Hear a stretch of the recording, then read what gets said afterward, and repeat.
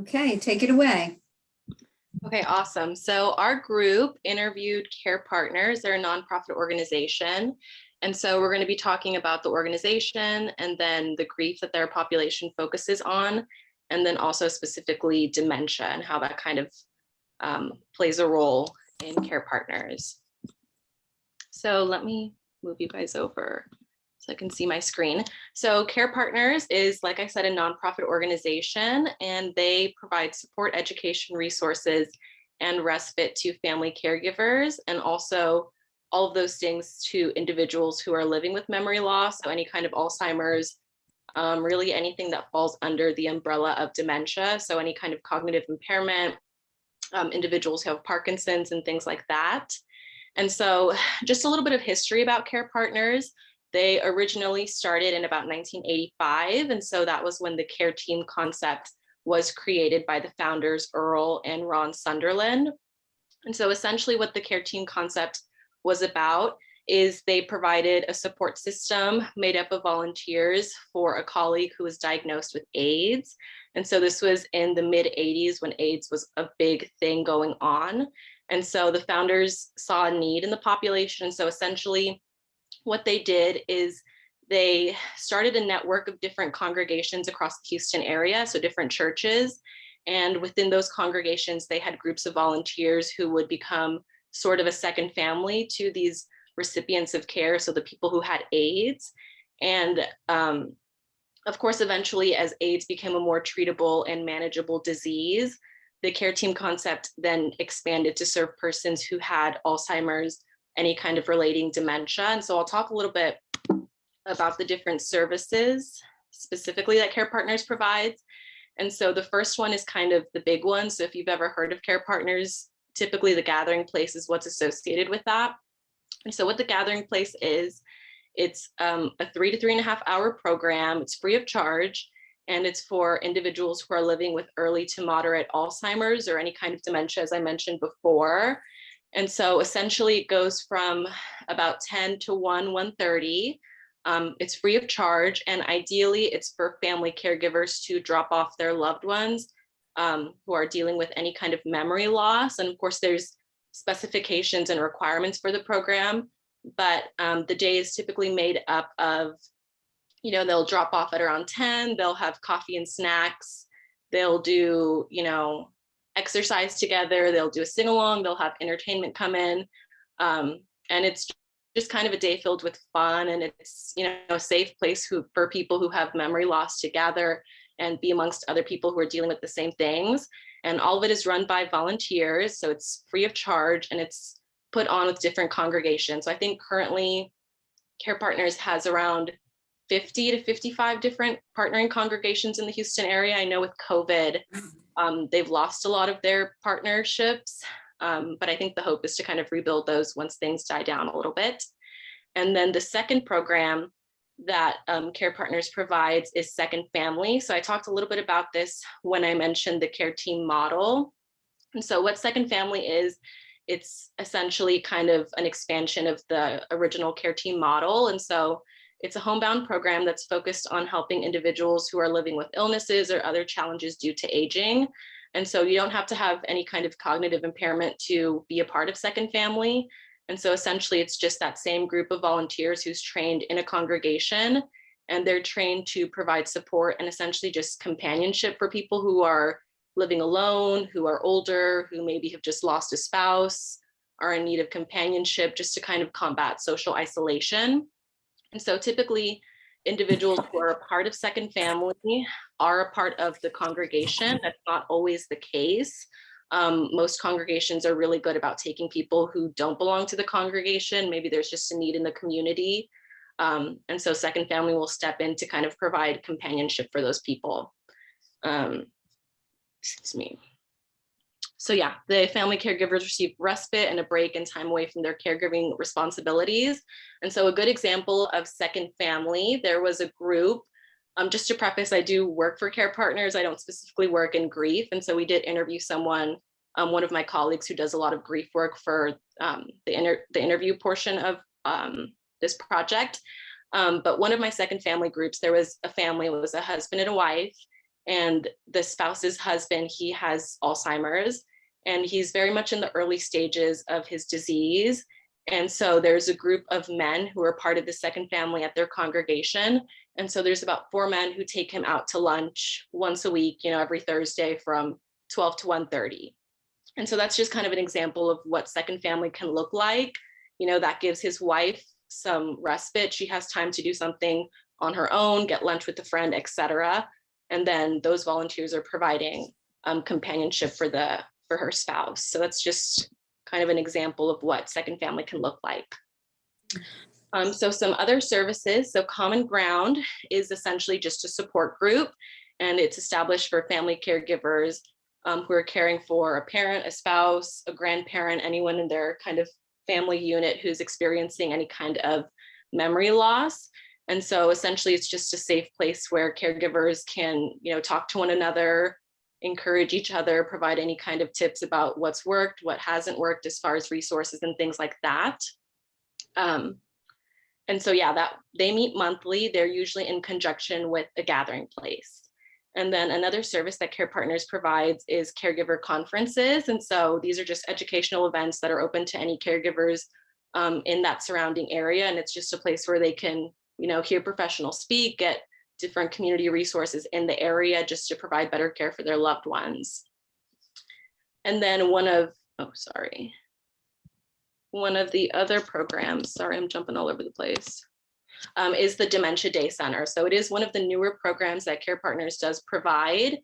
And so it was originally with Baker Ripley. So if anyone's ever heard of the Baker Ripley Dementia Day Center, it's essentially the same day center, same location. It's just under a new name now. So it's under Care Partners. And it's currently only one of 2 facilities in the greater Houston area that serve individuals who have dementia. If anyone's familiar with The Amazing Place, they serve people who also have dementia, but they specifically serve kind of only people who are in that earlier stage of dementia. So it's kind of a very specific population. And so essentially when people graduate from The Amazing Place, the only other center that's available to take on their loved ones would be the Dementia Day Center. So like I mentioned, it takes on individuals who have moderate to late dementia. And it's essentially similar to a gathering place. So it's really kind of a day made up of different activities. And so really people who utilize the day center are family members who are working. And so a lot of spouses and children, have a parent or a husband or a wife who is struggling with some form of dementia, and they still want to maintain, their normal work schedule. And so they'll be able to drop off their loved ones at the day center and then be able to, of course, continue their work schedule while their loved one is in a safe, secure environment. They have a nurse on site, 24/7. And so it's a very safe place for people who have dementia. And so one of the person that we interviewed for the interview portion of this project was Ariel Greene, and she's a licensed master social worker. And so what she provides with Care Partners is caregiver and education support. She's the caregiver and education support specialist. She's been working for caregivers for many, many years. She has a lot of experience specifically working with caregivers who have a loved one who has Alzheimer's or dementia. And so she provides a variety of different services, and one of them is telephonic consultations. And all of these services are free of charge. And so essentially a caregiver who's feeling overwhelmed, maybe needs to be put in touch with different resources in the area, doesn't know how to qualify for benefits, things like that, they would be able to call Ariel, and she would be able to guide them kind of through the process of caregiving for a loved one. And some of the other services she provides is support groups. And so we spoke to her specifically about her grief support group. They meet every second and fourth Tuesdays. And so all of these support groups are conducted over Zoom. And so, she has a chance to meet with caregivers who are experiencing grief, loss of a loved one, a spouse, a parent, things like that. But that's kind of the services that she provides. And so she was who we interviewed. And so kind of going off of, what kind of grief this population serves, Care Partners really serves caregivers, family caregivers, and also people who have dementia. And so the book did talk about anticipatory grief. And so we'll talk a little bit about that later in the presentation. But the book did touch a little bit on that. So that's one of the things that we're going to be touching on in this presentation.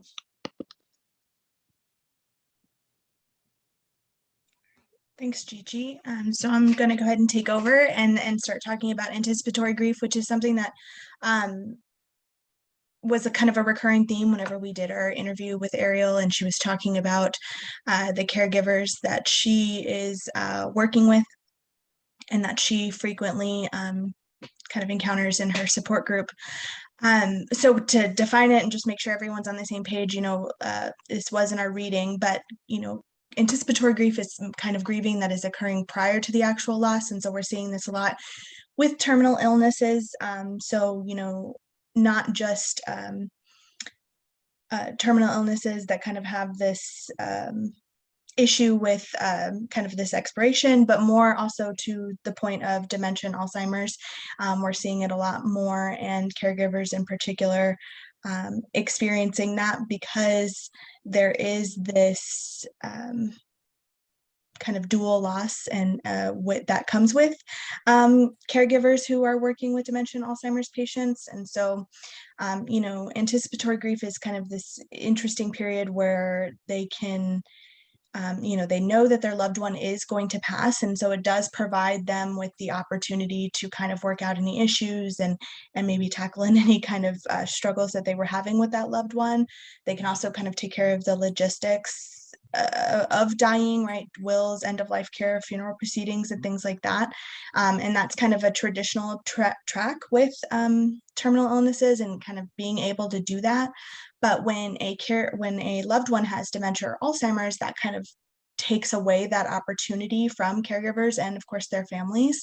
And you're seeing that caregivers are experiencing kind of more intense anticipatory grief because they're experiencing a loss kind of twofold. There's the loss of the person as their memory fades, as their personality changes, and as they kind of become this different person than who they knew and who they loved.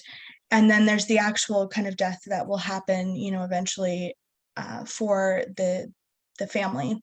And so there's that kind of dual dying mindset that seems to be a big concern for caregivers as they're taking care of those loved ones.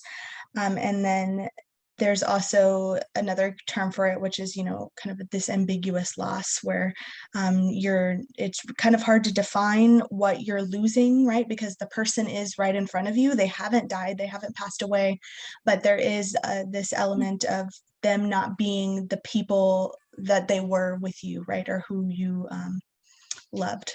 So Gigi, if you can move on to the next slide. Okay. And so in particular, caregivers are seeing a lot more kind of unresolved anticipatory grief because of this mindset of there's no hope for improvement. There's not this ability to kind of work out your issues, especially if you have any kind of like family issues with that loved one who has dementia and Alzheimer's because of that deteriorating factor. And so we're seeing that caregivers are at a higher risk of developing complicated grief because they're not able to, kind of have that closure with their loved one. And so caregivers are showing higher levels of heartfelt sadness, greater burden. There's certainly a lack of social support and relief for caregivers as well, which, that's something that Care Partners is trying to remedy and facilitate with those support groups and kind of giving that respite to caregivers so that they are feeling less of that burden. But, with people that are not having access to those kind of resources, we're seeing an impact on their not only mental health, but also physical health and social relationships.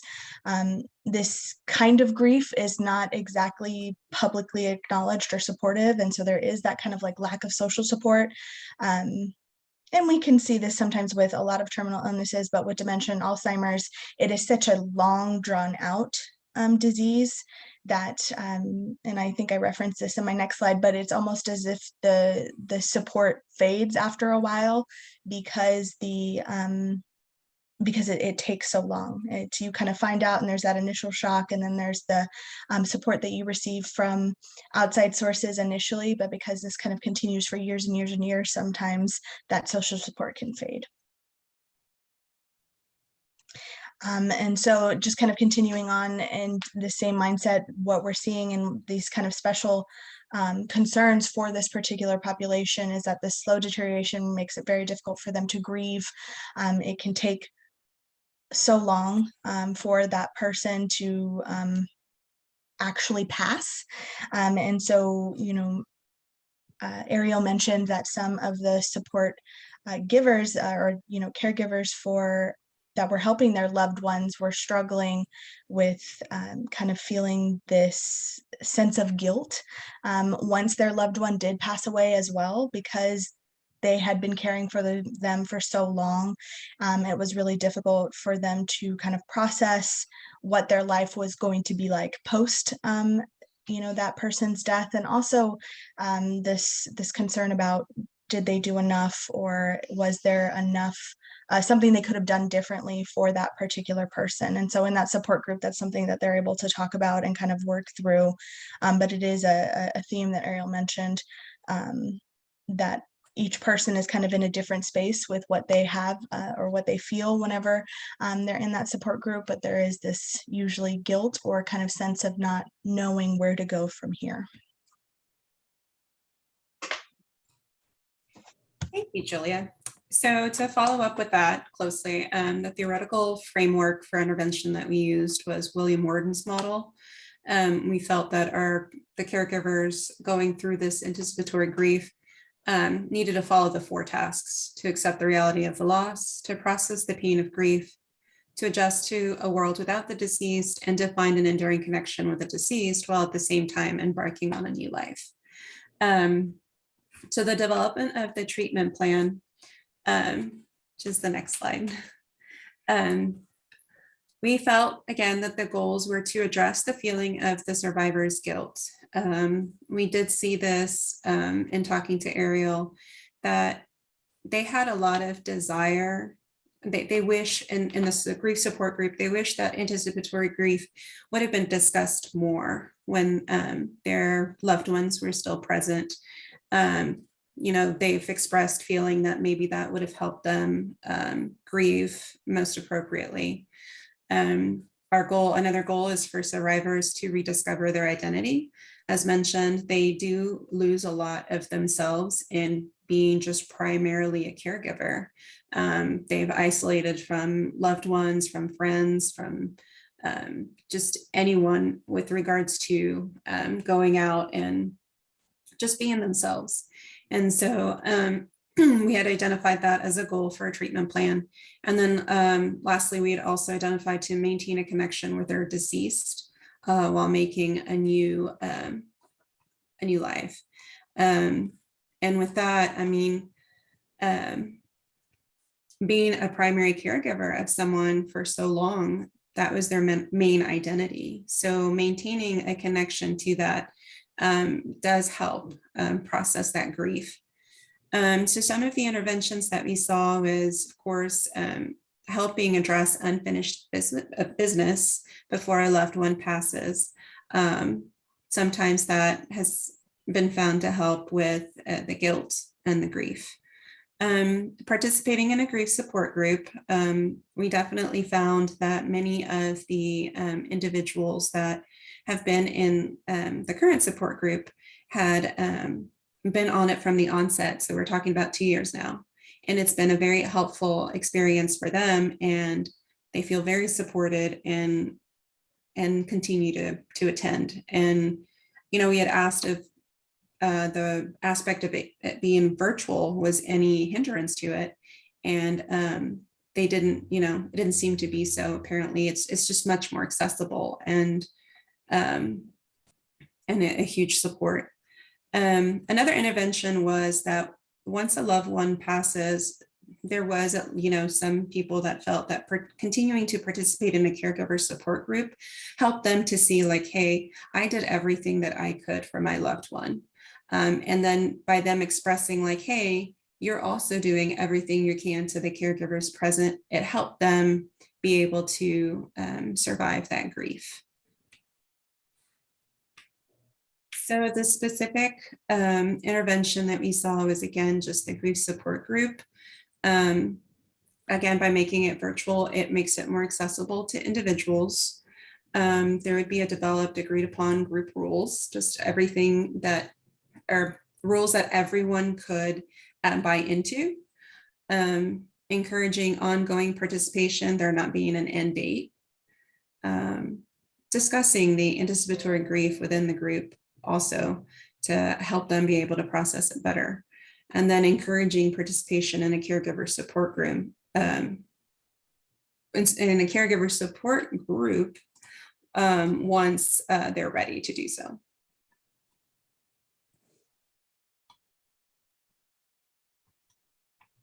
Okay, thank you. And so for the conclusion and for my last bit of it is the implications in social work and in our role. And I had gotten this quote from the NSAW.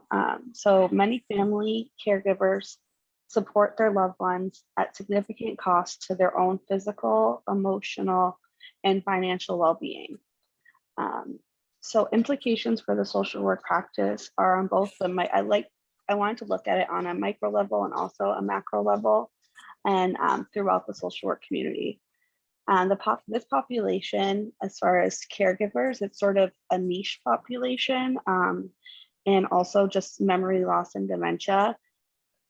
It's not a quote unquote, I feel like, hot topic that is spoken about, especially sometimes death and dying and all of this is taboo, and different cultures deal with it differently. So it's something that is not spoken about often.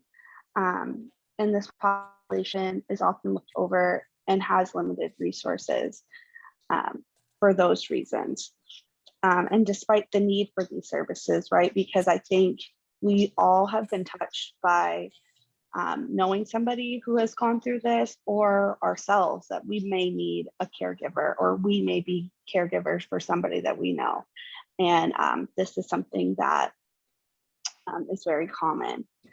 And also, as far as implications in social work, right, even if we're not working within this field, like hospice or memory loss or what have you, like even if you're working with CPS or other bigger agencies, helping our clients identify that they are caregivers and validating their role in their family system.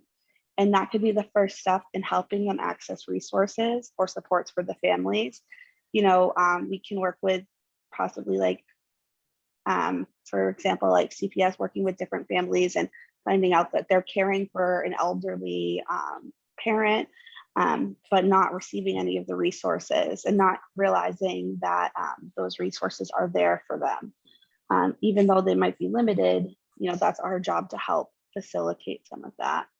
And so on a micro level, some of the implications could be a support group. And like Ariel said, you know, she has that support group specifically for caregivers, therapeutic services, and also just education around that. And then on a macro level, if you're more in a macro role, advocacy for funding and programs for the aging population and caregivers. And then also, as far as another implication, and when we spoke with Ariel and as social workers, you know, Ariel saw a need for this group. You know, she really saw a need for this group for caregivers. And so because of that, you know, she started this group and has been facilitating this group now for some time. And I think that's important, that if we see a need for support, for services, to do that, to try and do that as best as we can. So yeah, I think overall I learned so much from speaking with Ariel in her interview, and she had a lot of great insight. And I think the work that she does is pretty incredible, and I've learned a lot for sure.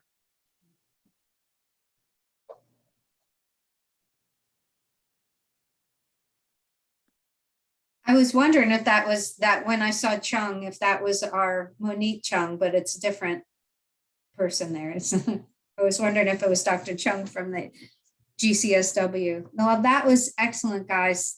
And thank you. You went first. So that's never easy. So hats off and kudos to you on that. And, you know, doing hospice for so many years, so many times, especially with Alzheimer's patients, the caregivers were, you know, when is this going to end? I'm ready for it to end. And then they felt bad about that. And so normalizing that is so important. And, you know, saying, yes, I hear it all the time. And it's, you know, you're a human and this is a really hard thing.